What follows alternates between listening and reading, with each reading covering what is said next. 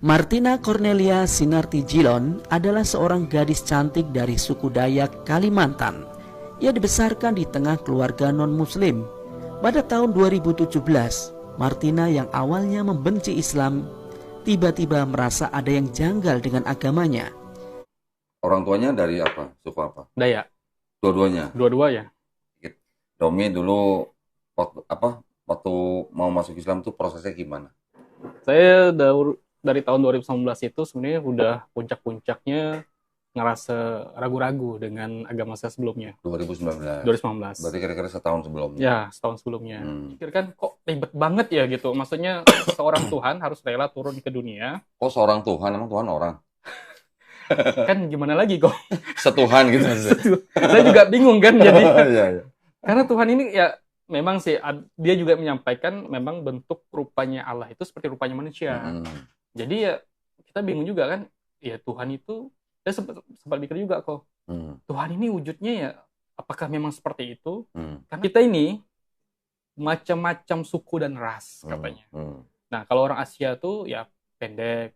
Habis itu ada yang putih, ada yang hitam, ada yang sipit, ada yang lebar matanya. Habis itu ada yang keriting, ada yang lurus. Habis itu ada yang pendek, ada yang tinggi.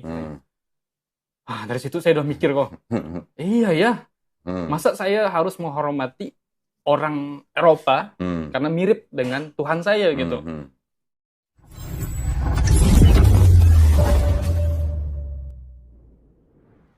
Panggilannya Dominikus saja atau Domi aja? Sebenarnya kalau nama gaul di kuliahan itu Bang Domi. Oh, Bang Domi. Oke, berarti panggilnya Domi ya? Domi boleh. Kuliah di mana dulu? Saya di Universitas Tanjung Pura, Untan, di Pontianak. Di Pontianak? Di Memang Pontianak. asli Pontianak? Memang. Kalau asli itu Sanggau. Sanggau tuh berapa jauh dari Pontianak? Sanggau ya sekitar 90 km lah. 90 km. Orang tua memang asli sana, Sanggau? Asli. Orang tuanya dari apa? Suku apa? Dayak. Dua-duanya? Dua-dua ya. Memang tempat Dayak memang di situ? Memang. Di Sanggau ya? Iya. Pusatnya gitu? Ya, memang Dayak. Nah, terus orang tuanya sama, maksudnya hijrah ke Pontianak gitu? Kalau hijrahnya baru saya nih hijrah. Cuman belakangan ini selama masih Islam ini, bapak saya juga ikut ke Pontianak. Oh, jadi ibu masih di Sanggau? Ibu masih di Sanggau. Bapak ikut Domi ke Pontianak? Pontianak. Ngapain? Ini ngawasin atau gimana? Mungkin bisa jadi ngawasi ya. Nah, boleh nggak cerita sedikit? Domi dulu waktu mau masuk Islam tuh prosesnya gimana? Insya Allah. Flashback lagi nih kok. Nggak apa-apa. Alhamdulillah. Saya dari tahun 2019 itu sebenarnya udah puncak-puncaknya ngerasa ragu-ragu dengan agama saya sebelumnya. 2019? 2019. Berarti kira-kira setahun sebelumnya? Ya, setahun sebelumnya. Karena memang waktu itu saya sudah, ya nama juga circle saya waktu itu di bangku kuliah itu rata-rata muslim kok. Jadi ya tahulah aktivitas muslim itu. Tadinya saya kan nggak tahu. Tadinya saya pikir muslim ini ngapain sih aktivitasnya? Ngapain sih mereka harus capek-capek ibadah gitu kan 5 waktu? Saya pikir ya di agama saya sebelumnya lebih enak gitu, seminggu sekali. Bahkan ya hari perayaan juga nggak banyak gitu.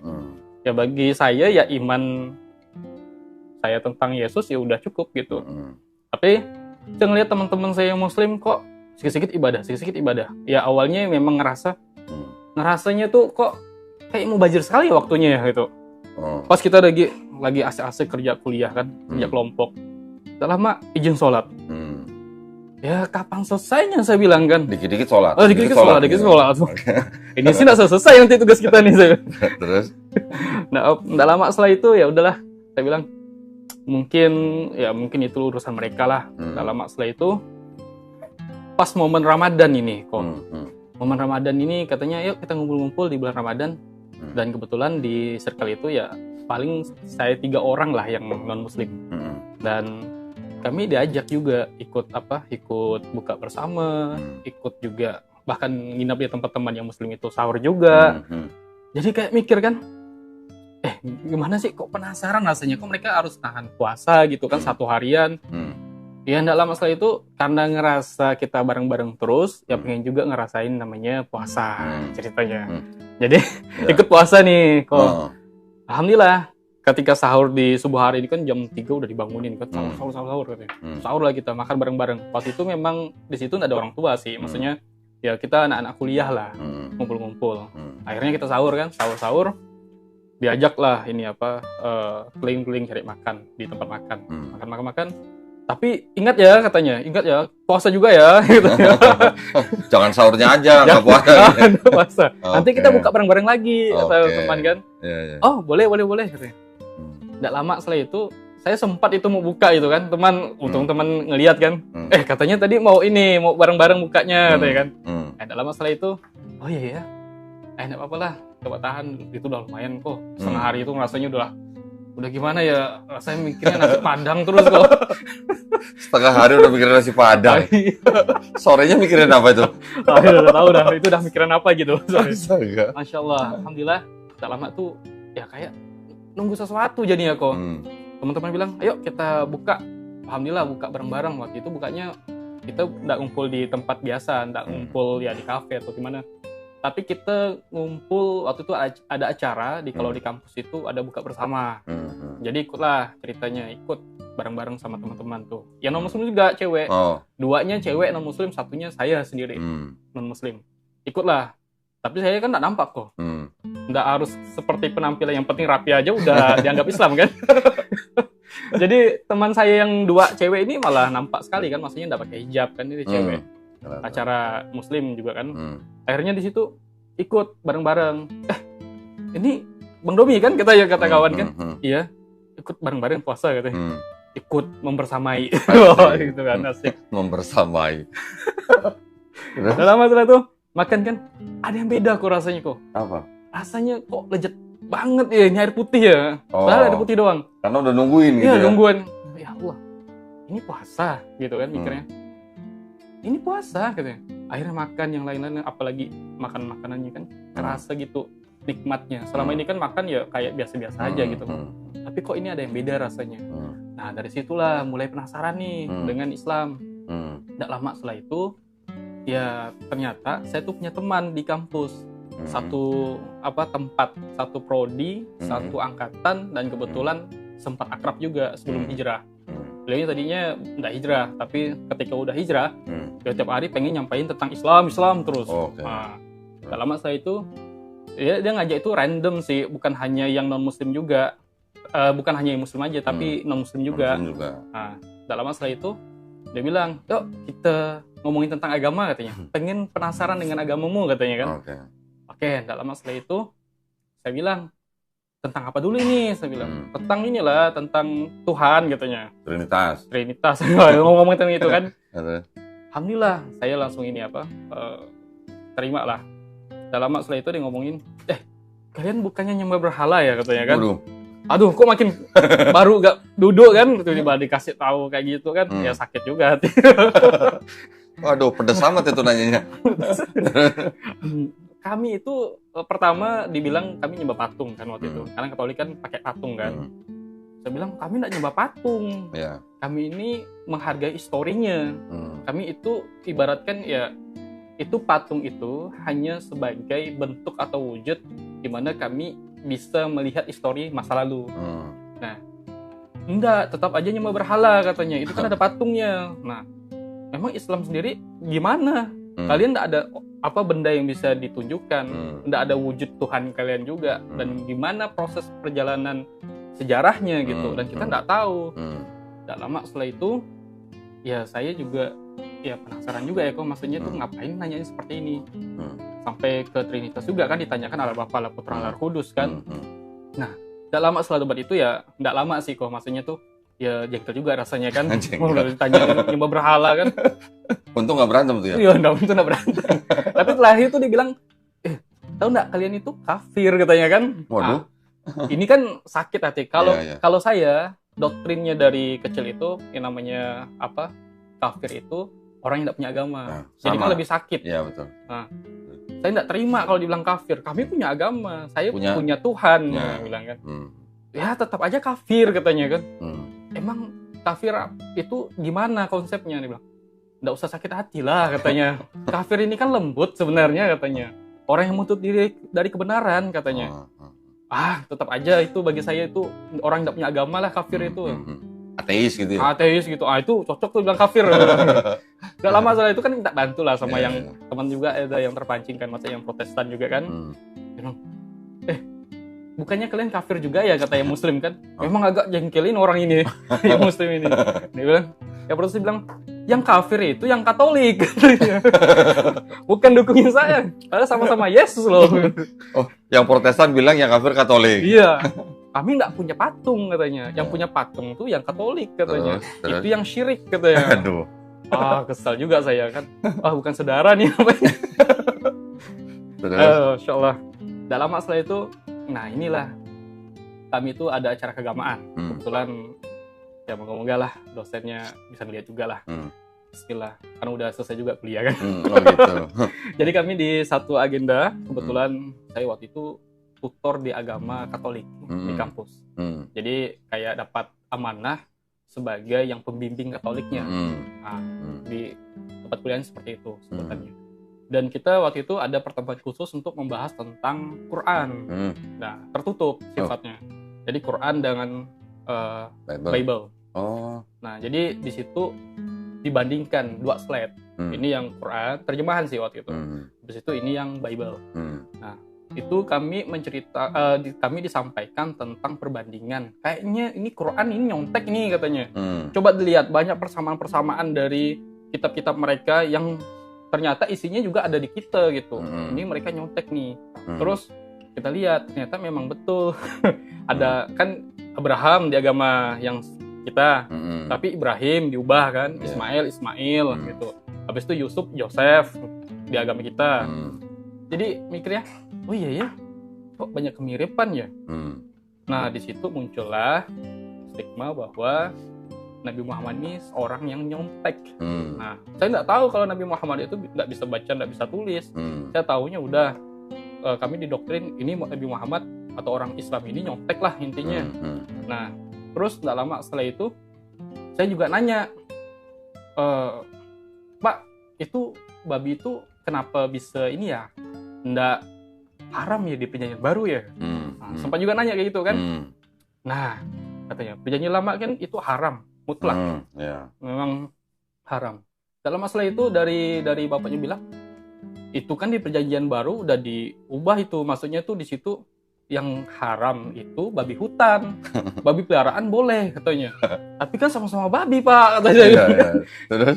Tapi dia bilang enggak katanya. Nah kalau yang namanya babi hutan itu bisa dihalalkan katanya caranya. Waduh. Gimana Pak? Ya tinggal ini kan kita lihat dari makannya. Kalau babi hutan kan kita nggak ngatur makannya, pola makannya sembarangan. Tapi kalau babi peliharaan itu kan boleh dimakan karena kita yang ngurusin katanya. Nah begitu juga kalau babi hutan diambil, dipelihara, akhirnya kita kasih makan, halal udah babinya. Ya Allah saya bilang, kok bisa gitu ya? Bisa gitu. Itulah. Mau saya tunjukin nih yang tulisannya bukan babi hutan. Iya, boleh. Saya belum. Ini ngomongin babi nih jadinya. Jadi ngomong babi ya. Jadi pengen tunjukin aja. Siap kok. Nih. Di sini apa tulisannya? Muhammad ya. Yang kuning ini, Demikian juga babi hutan karena babi apa? Babi hutan apa babi aja? Babi hutan ini. Oh babi hutan. Ya. Kalau ini? Babi apa? Yang ini kok. Iya, yang babi juga najis. Ini babi hutan apa babi aja? Ada hutannya nggak? Nggak ada. Nggak ada. Ini? Ada. Ini sama-sama LAI. Yang satu babi hutan, yang satu bukan, nggak ada babi hutan. Gimana? Tulisannya cuma babi aja. Iya ya. Nah, gimana dong? Berarti saya selama ini salah baca kitab nih kok. Ya itu kan memang bisa berubah begitu. Iya kok. Nah, saya tunjukin lagi. Nah ini. Ini dunia baru. Iya. Coba. Beda kan? Beda kok. Nih, yang di sini ada babi hutannya nggak? Ayat 7.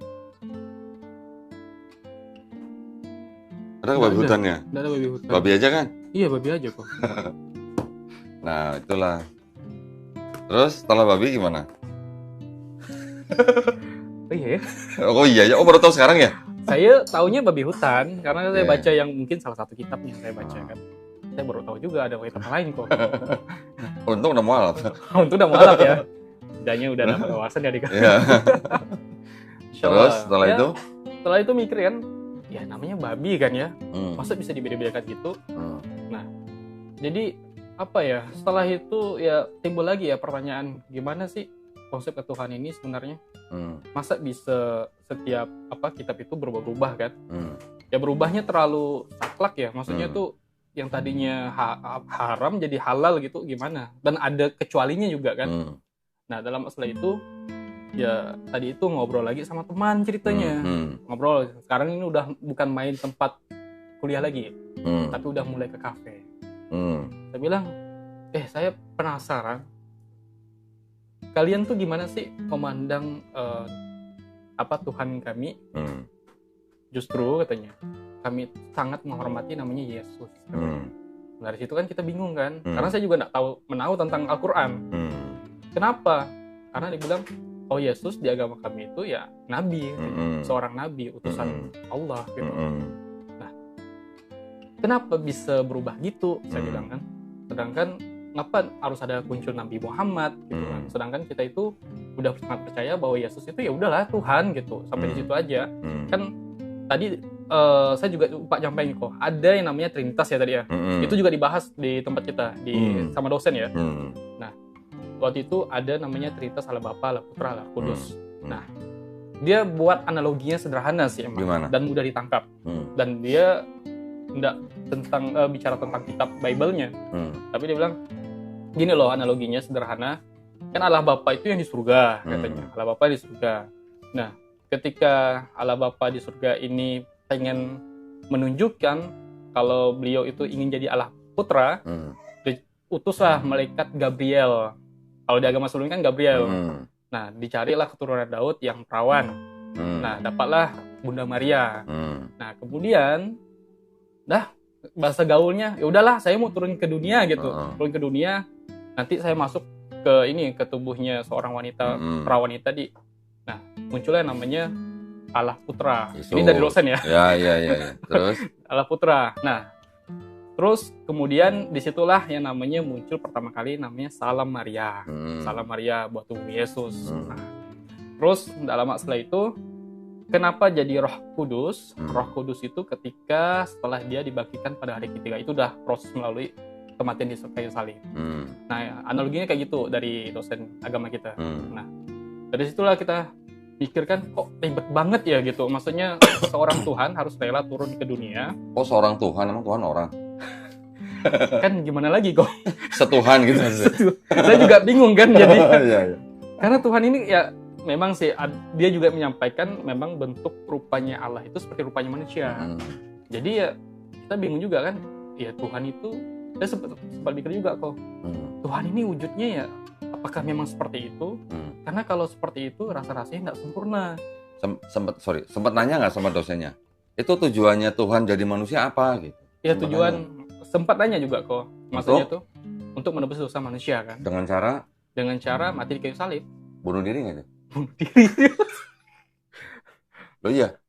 Tindakannya bunuh diri bukan? Kalau tindakannya menghilangkan nyawanya sendiri. Kalau memang tujuannya untuk mati di atas kayu salib menebus dosa manusia, berarti kan tindakannya menghilangkan nyawa sendiri. Iya betul.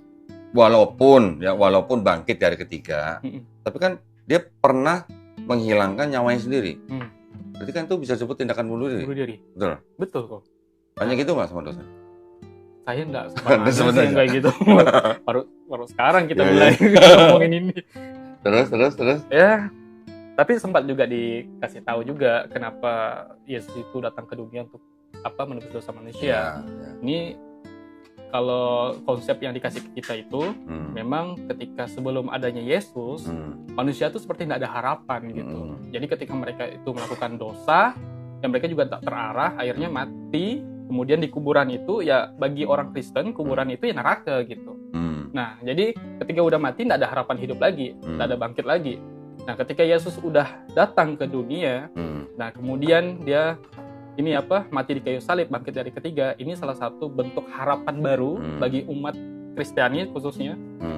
Nah, jadi ketika manusia itu intinya bertaubat dan dia mengakui bahwa Yesus itu utusan Allah tadi itu, artinya ada harapan ketika mereka udah bertobat, ya udah mereka langsung bangkit gitu, masuk ke surga gitu. Harapan itu yang muncul, Pak. Nah, itu bangsa Niniwe yang dipercaya nama, kan diutus nabi yang namanya Nabi Yunus. Pernah baca kan? Yang Nabi Yunus dimakan ikan besar, tapi nggak mati, 3 hari baru dimuntahkan masih hidup. Terus kan dia kembali menuju ke Niniwe yang diperintahkan ke situ kan? Itu bangsa Niniwe bertobat selamat nggak? Bertobat selamat. Selamat. Perlu nggak darah Yesus?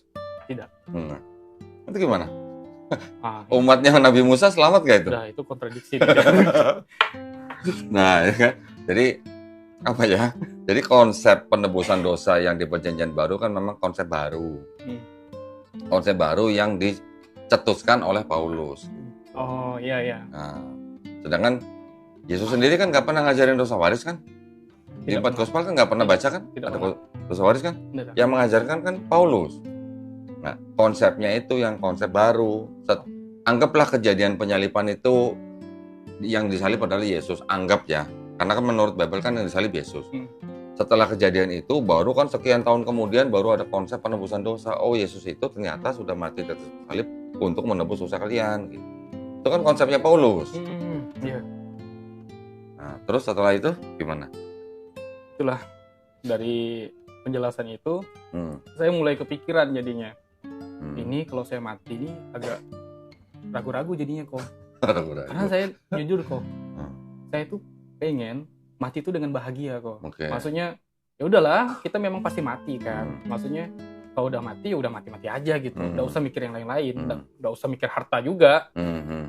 Nah, jadi maksud saya tuh memang harus ada harapan gitu untuk ketika menghadapi sebuah kematian, apa yang harus disiapkan gitu.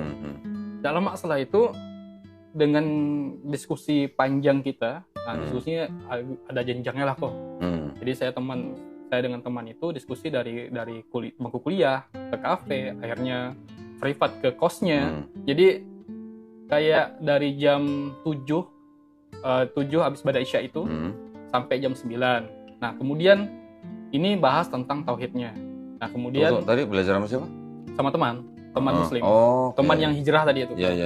Jadi saya fokus ke beliau karena beliau betul-betul ya seumuran itu. Seumuran. Betul-betul seumuran dan sekelas juga kan. Jadi ada waktu lah. Dan beliau juga semangat nyampaikan ini ya kan. Nah, dia bilang, justru di Islam itu sangat sempurna. Coba dibayangin, Tuhan kami itu seperti apa? Ya, saya nggak bisa ngebayangin karena Tuhannya nggak ada wujud. Nah, terus Tuhan kalian ada wujud kan? Ya ada, tapi saya sempat juga ngasih jawaban kok. Kenapa alasannya Katolik itu memberi patung? Dan saya dapat jawaban ini dari nonton beberapa video pastor lah. Saya bilang, jadi saya kalau seandainya punya keluarga, saya bilang ke teman saya tuh punya keluarga yang udah tua, tiba-tiba meninggal. Saya kangen dong sama keluarga saya yang udah tua dan meninggal ini. Nah, gimana cara menunjukkan rasa kangennya? Ya, saya punya foto dong di rumah yang saya lihat, dan saya tidak nyembah foto ini, dan saya cuma melihat histori kenang-kenangannya. Nah, inilah patung Yesus ini tadi, saya bilang. Nah, dari situ teman itu bilang, saya yakin, tapi dia ngomongnya setelah saya masuk Islam ini kok, saya yakin kamu tidak akan pernah masuk Islam, katanya. Kok gitu? Karena dia pikir kan, oh susah ini. Ya maklum lah kan, seumuran juga kan. Ya dia juga belajar kan. Tapi tidak lama setelah itu, tidak tahu kenapa, channel saya, maksudnya saya buka YouTube lah, tiba-tiba ketemu beberapa channel Muslim. Dan salah satu yang paling saya niat untuk belajar itu ketemu Dr. Zakir Naik. Waktu itu beliau ya bukan menantang ya, mungkin lebih mempertanyakan Bible kan, di mana Yesus mengatakan dirinya Tuhan. Nah, saya cari tuh kok, saya baca tuh, saya cari di mana. Baca ulang. Di googling juga saya cari lah semuanya kan. Memang nggak ada ya, maksudnya betul-betul nggak ada yang mengatakan Yesus itu sendiri Tuhan gitu. Malah kebanyakan di Yohanes 17:3 itu Yesus itu utusan juga. Nah, jadi kan mikir kan, gimana ya? Maksudnya tuh udah mulai down juga saya akhirnya kan, tidak menemukan. Seharusnya kalau Yesus bilang dirinya Tuhan di kitab, udah saya pasti Katolik terus. Karena saya dari dulu juga nggak pernah mau absen juga gereja kok. Artinya saya itu betul-betul ingin mendalami ilmu agama saya untuk persiapan hari akhir nanti. Kan saya nggak tahu kapan saya mati. Nah, setelah ketemu konten Dr. Zakir Naik, saya lalu kepikiran juga, oh iya, nggak ada ya. Ditambah lagi dengan beberapa diskusi teman-teman tuh, saya lagi nanya, saya ini kepikiran tiba-tiba, nggak tahu kenapa. Teman-teman yang saya ini ada bertambah jadi 2 yang membimbing. Yang satu itu membimbing yang tadi, yang hijrah tadi itu bilang, coba nih, saya pengen tahu lah kesempurnaan Tuhan kalian. Saya ngelihat itu Tuhannya kan memang kayak orang bule ya katanya. Iya, teman saya bilang gitu. Iya. Gitu. Rambutnya gondrong. Rambut gondrong kan. Mata biru Putih lagi kan. Jenggot. Mungkin tinggi lagi itu kan. Iya. Jadi saya mikir kan, iya ya betul, saya bilang. Terus dia sampaikan lagi, bayangkan katanya. Udah mulai bayangkan ini, saya harus ngebayang ini kan, berarti perkataan beliau. Kita ini macam-macam suku dan ras katanya.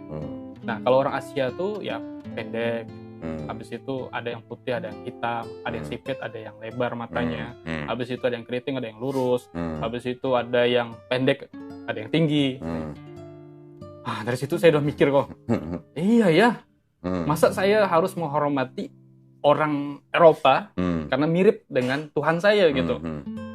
Dari situ saya, oh iya mungkin ini jadi kasta jadinya.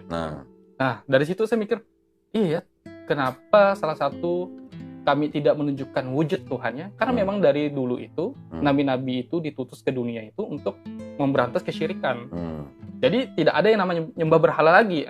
Dan Islam memutuskan rantai itu untuk tidak menyembah berhala tadi. Oke. Tapi sebentar, saya ingin meluruskan pandangan daripada temennya siapa Domi yang waktu itu mengatakan Katolik menyembah patung.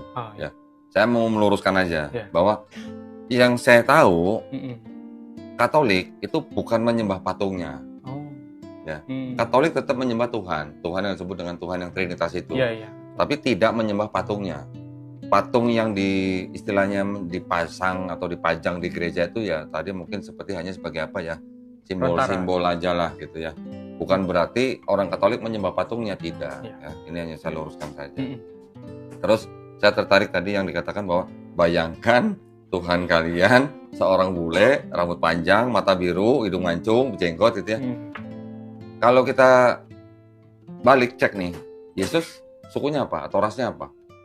Dia orang Israel kan? Israel, ya. Nah, berarti kan Tuhan mengambil bentuk dengan ras tertentu. Ya. Kalau begitu, bisa nggak dikatakan rasis? Bisa. Karena dia mengambil bentuk ras tertentu. Ya. Nah, bagaimana dengan ras-ras yang lain gitu?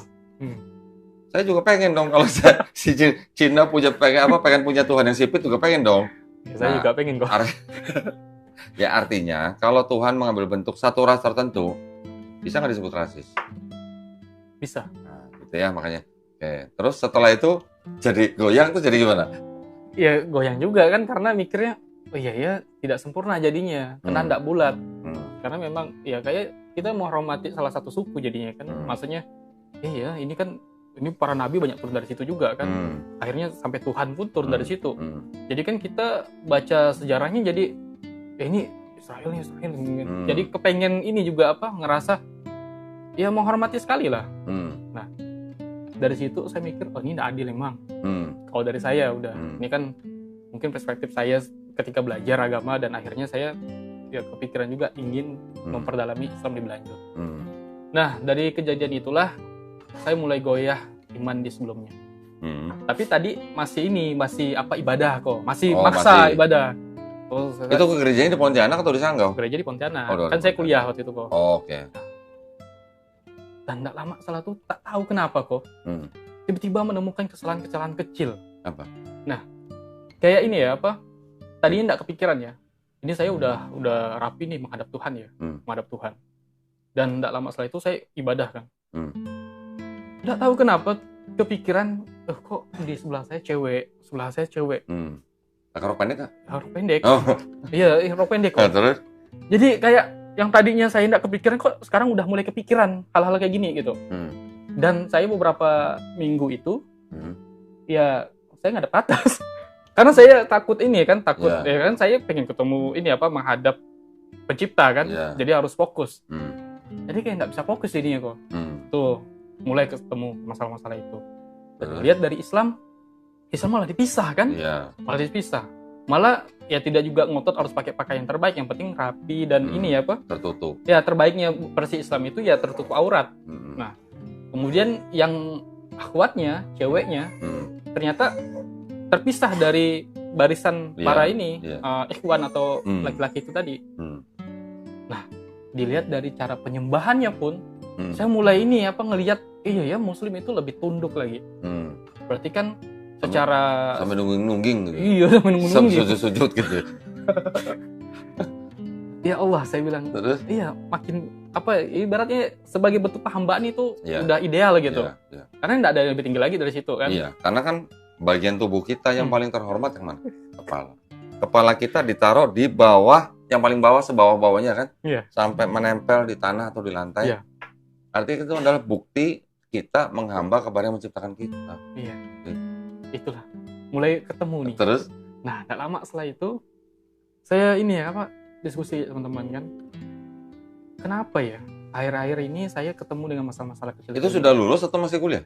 Masih kuliah. Masih kuliah. Semester Semester berapa 5. itu? Oh, semester 5. Semester 5. Nah, tidak lama setelah itu saya ini ngerasa udah mulai yakin mengarah untuk masuk agama Islam.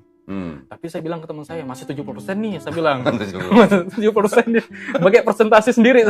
Nggak pakai fast charging sih. Terus? 70% nih. Saya ngomong sama teman. Teman bilang, alhamdulillah masih ada harapan gitu. Oh, iya. Akhirnya diskusi kan. Saya mulai diskusi tentang ini apa, mulai kayak, kenapa sih Nabi Muhammad kalau di agama saya tuh bilangnya mencontek. Nah kan tadi saya kembalikan ngomong. Dijelaskanlah tentang Nabi Muhammad. Nabi Muhammad itu nggak bisa baca, nggak bisa tulis katanya. Saya baru tahu tuh kok. Saya baru tahu. Udah mulai kulik-kulik tentang Nabi Muhammad. Iya. Oh iya. Lalu gimana caranya kok bisa ada samaan kayak gitu? Nah inilah namanya beliau diutus sebagai seorang nabi, disampaikan wahyu melalui malaikat Jibril katanya. Terus mukjizatnya Nabi Muhammad apa? Saya bilang kan ini banyak yang saya nggak tahu juga, dan mungkin teman-teman yang Kristen yang anggap Nabi Muhammad ya manusia biasa gitu. Nah, dalam masalah itu cuman teman nyampaikan cuma satu aja mukjizatnya. Walaupun ada yang ini apa belah bulan segala macam. Nah, yang paling rasional yang waktu itu saya terima Al-Qur'an. Al-Qur'an ini mukjizatnya Nabi Muhammad katanya. Bukan mukjizat Nabi Muhammad SAW. Mukjizatnya Allah Subhanahu wa taala diberikan kepada Nabi Muhammad. Siap. Betul. Ya. Salah teman saya waktu itu. Waktu saya masih Islam kok. Terus? Masya Allah kan, saya pikir kan, oh iya ya. Terus kalian ada ndak tapis ini kitab suci atau Bible gitu kan? Oke. Hafiz, ada lah. Hafiz. Ya. Hafiz. Nggak ada, saya bilang kan. Kami kan cuman ini ya, ahli kitab ada. Nah, kalau kami ada Hafiz katanya. Jadi kalau seandainya hilang sekalipun Quran di muka bumi ini masih ada keasliannya gitu.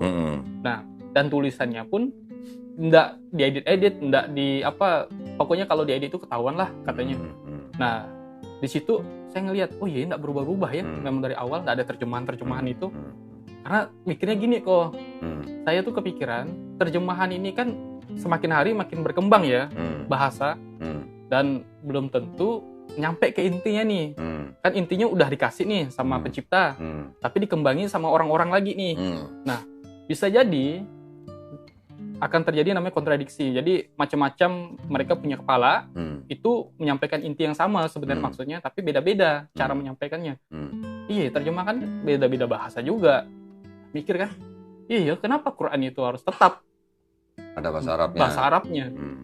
Nah, dari situ saya mikir kan, iya ya, nggak berubah-ubah ya Quran. Dari sini udah nambah lagi nih iman nih. Iya, saya bilang ke kawan, ini 80% nih, saya bilang. Itu kan diminum tuh. Oh iya. Ini kalau narasumber saya nggak minum, saya yang diprotes. Oh iya. Nggak dikasih minum gitu ya. Alhamdulillah, insyaallah. Nah, terus sampai sudah mulai tertarik gitu ya dengan Islam ya. Sudah mulai tertarik. Karena udah pengen mengenal nabinya. Nah, dalam setelah itu ya udah, bagi saya kitab yang sempurna waktu itu, ya udah berarti ini Quran nih udah pasti karena bahasanya tidak berubah karena udah disampaikan sama teman, tidak akan berubah. Dan ada hafiz Qurannya, kalaupun diubah ketahuan letaknya di mana. Dan ini saling keterkaitan, tidak bisa dipisah. Nah, dari situ udah. Kalau pendeta nggak ada yang hafal Bible gitu ya? Saya belum pernah lihat sih. Saya malah searching, ada nggak yang hafal nih? Nggak ada rupanya. Saya untuk menguatkan iman saya waktu itu, saya juga nonton ceramah-ceramahnya yang ini agama sebelumnya. Tapi yang ya nggak masuk juga lah, maksudnya tuh kayaknya memang udah ngarah ke sana gitu. Oke, Nabi Muhammadnya udah nih. Saya dulu pikirnya Nabi Muhammad ini kan orang Arab, pasti gemuk, iya kan, berisi gitu kan. Tapi ternyata dari teman itu nggak ada gambar Nabi Muhammad sama sekali. Dan yang ada cuman ciri-cirinya. Itu pun ada beberapa hadis gitu yang menjelaskan ciri-cirinya. Tanya nggak sama temannya waktu itu, kenapa nggak ada lukisan Nabi Muhammad SAW? Gitu? Nanya dong kok. Terus jawabnya apa? Ya, katanya itu tadi mau berantas ini apa? Ya intinya nggak ada yang namanya kesyirikan lagi. Mencegah.